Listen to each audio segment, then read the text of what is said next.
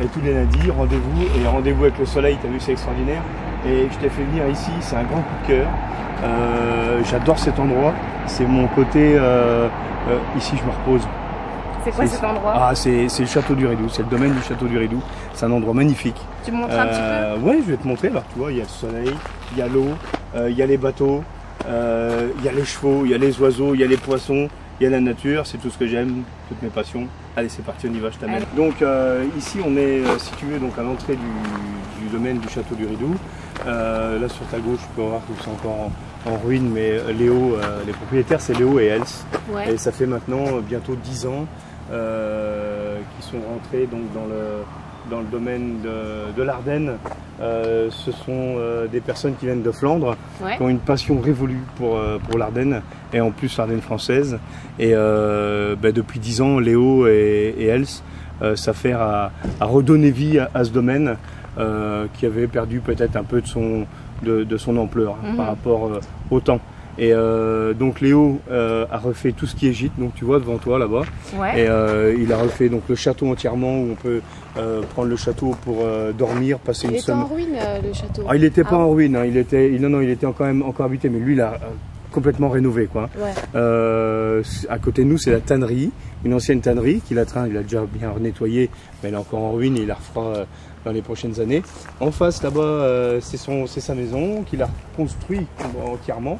Parce qu'elle par contre était un peu en ruine. Et derrière, on va aller voir tout à l'heure, il y a des gîtes. Je pense ne pas me tromper, mais en gros 50 à 60 couchages, c'est assez sympa. On peut y faire des mariages. Elle, c'est wedding planner, donc elle organise les mariages. On a la chance nous, de venir en traiteur chez elle. Le domaine, c'est nature, détente. Ça marque un peu, tu sais, tous les points de vue de l'Ardenne, la devise de la marque Ardenne, tu sais, l'Ardenne, l'Ardenne enchantée. Il y a tout est réuni pour passer un super moment. Je t'y invite, on va retrouver Else dans son château, ouais, faire un petit clin d'œil à Else, et puis après on s'occupe de nos recettes. Ça marche, allez.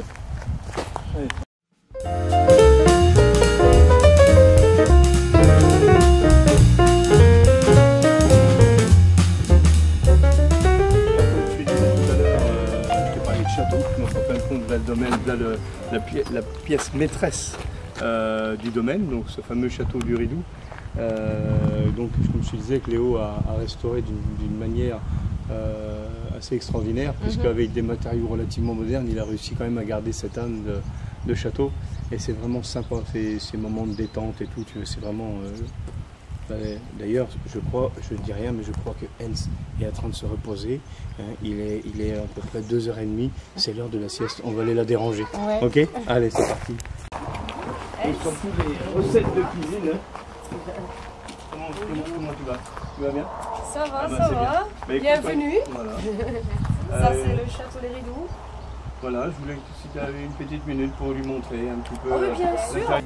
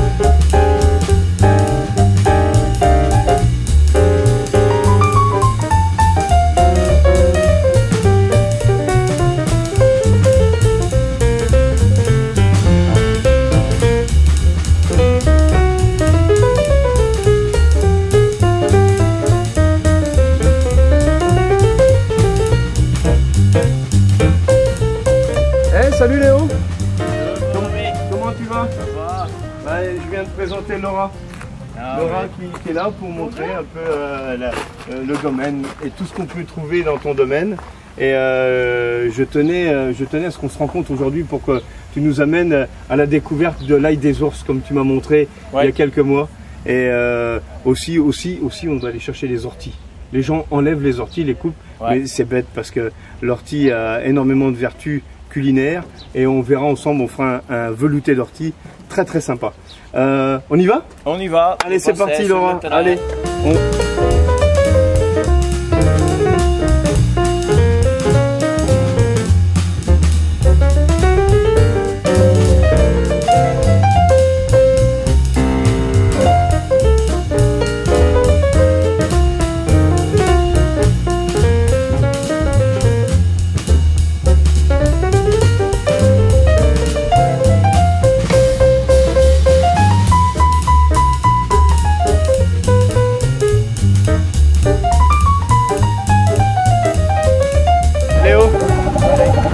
Cuisine, c'est parti, Laura, on est parti, attention, tiens-toi, t'as vu, attention, ça peut être dangereux.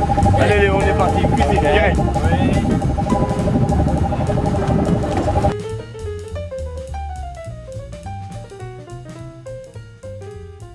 Bienvenue dans les cuisines donc, du Château du Ridoux qu'on a vu tout à l'heure, en début de reportage sur le site. Donc comme vous avez pu le voir, on a été chercher cette fameuse ortie, un sans fleurs, on prend toujours la tête de l'ortie, ça permet d'avoir une ortie bien plus savoureuse. Okay, on aura besoin donc de pommes de terre, c'est très simple, hein, beurre, pommes de terre, un petit peu d'échalote, voilà, qu'on a là, un petit peu de céleri qu'on a pris, mais alors très peu parce qu'il est très parfumé dans le jardin Léo, notre fameux ail des ours qu'on retrouvera sur ces 3-4 recettes qu'on va faire l'une derrière l'autre dans les lundis à venir. Et la fameuse ortie, tête d'ortie, de jeune pousse d'ortie, beaucoup plus savoureuse. Donc moi ce que je vous conseille, les orties, prenez toujours des gants, c'est plus agréable, on ne se pique pas, etc. Donc j'ai préparé une eau vinaigrée avec un petit peu de vinaigre, de sel pour nettoyer vos feuilles d'ortie. Vous les trempez abondamment dans l'eau. Hein. Vous les tapez avec vos doigts dessus pour que tout ce qui pourrait être insectes, terre, etc. Tombe bien au fond de l'eau, parce que grâce au vinaigre et au sel, les insectes meurent et ça nettoie bien mieux l'ortie. Cette ortie, on va la récupérer, donc là je l'ai lavée. On va retirer les feuilles, on va récupérer toutes les feuilles, hein, sans les tiges ne sont pas utiles. Donc voilà, je retire toutes les feuilles de mes orties. Une fois qu'on aura retiré toutes ces feuilles, vous avez vu, j'ai épluché quelques pommes de terre. Donc on va faire suer dans une casserole les orties, l'échalote, une petite feuille de céleri et l'ail des ours. Une fois que ça sera bien sué, on y ajoutera les pommes de terre et ensuite on mouillera avec de l'eau. Ok? Donc on y va, c'est parti.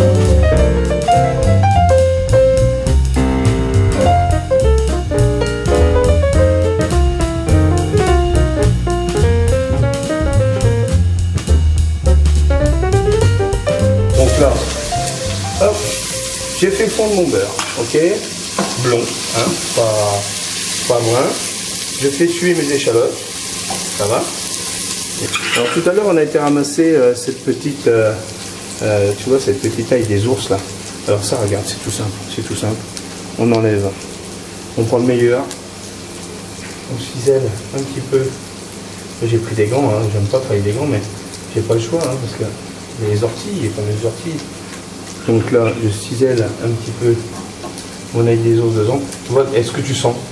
C'est un parfum extraordinaire. Très bien. Hein, ça sent bon, hein.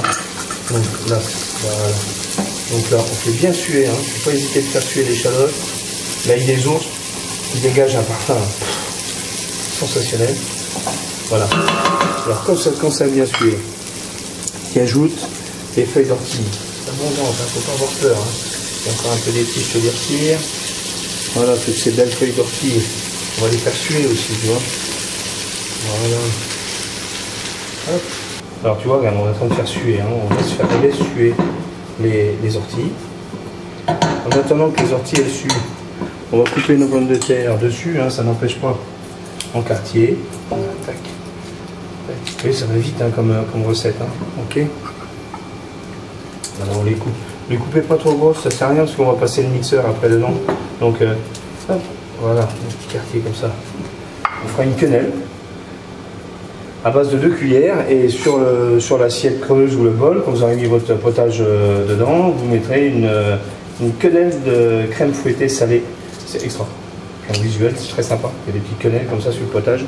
Il commence à fondre parce que dès qu'il va arriver sur la soupe chaude, la crème va commencer à fondre. C'est très sympa. Voilà, ok. La petite feuille de céleri qui va bien. Alors pas trop parce qu'en plus c'est céleri à Léo dans son jardin est fort, très fort, très très fort. Donc on en met juste un petit peu. Voilà. On fait suer le tout. Donc là maintenant quand ça a bien sué de l'eau, hein, donc moi là j'ai de l'eau, donc on mouille hein, à niveau. Voilà, parce que la pomme de terre va rendre quand même beaucoup de féculents. Donc voilà. Après on rajoute s'il faut un petit peu d'eau. Donc là, sel, poivre, un couvercle, on porte à ébullition une trentaine de minutes et après on y retourne. Ok, à tout de suite.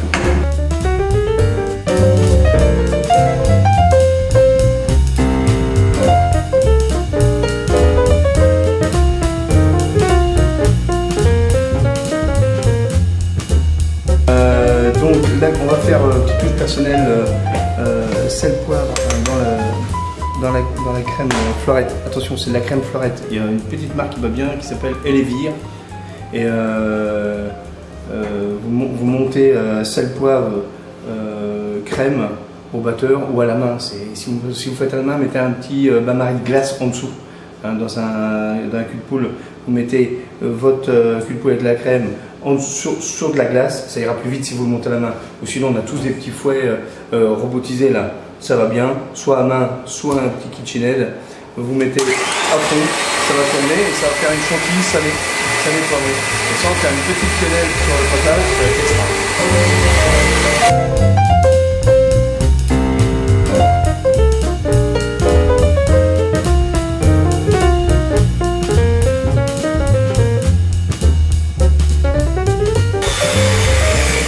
Qu'elle est arrêtée seulement, on enlève le petit crochet et on va réserver ça prêt en attendant qu'on passe la soupe. Voilà. Allez, la soupe est prête à être passée. Allez, on est parti.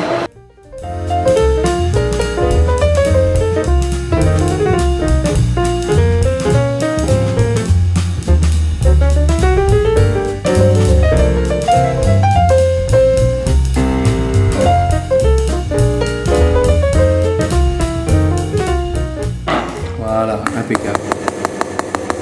Super. Ok. Donc, deux possibilités. Soit vous le servez en bol ou en assiette creuse. Là, je vais vous montrer en bol et en assiette creuse. On va faire les deux. Donc, c'est simple. Bol. Préchauffez vos bols un petit peu avant de servir.